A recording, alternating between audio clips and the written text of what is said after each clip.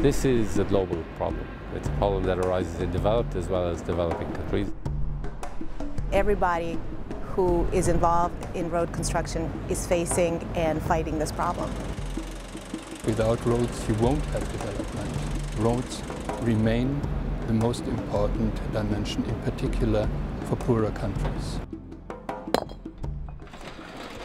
The two biggest forms of wrongdoing we found in the report were collusion in the bidding process and overbilling during the construction of the road or providing substandard materials.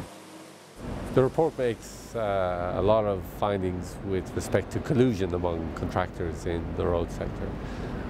Is there something we can do with the procurement guidelines that can reduce the scope for collusion, even if it means that we have to change some of the assumptions we make about competitive bidding, for example?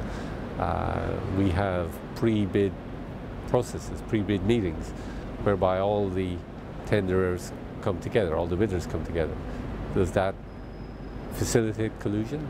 Should we look at doing that differently? The bad news is that it is extremely complex and complicated to deal with the problems in the transport sector. And the good news is that we get a clearer picture of what is available and that we learn fast about how to deploy them to the projects.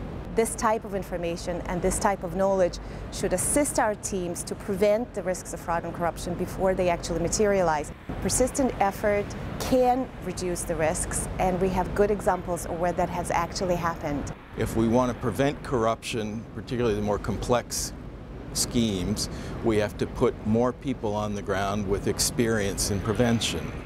At the end of the day, what we finance is less than 1% of what developing countries are spending in their budgets every year. The challenge for us is not how well do we spend the 1%, but how do we use the 1% to ensure that the 100% is well spent.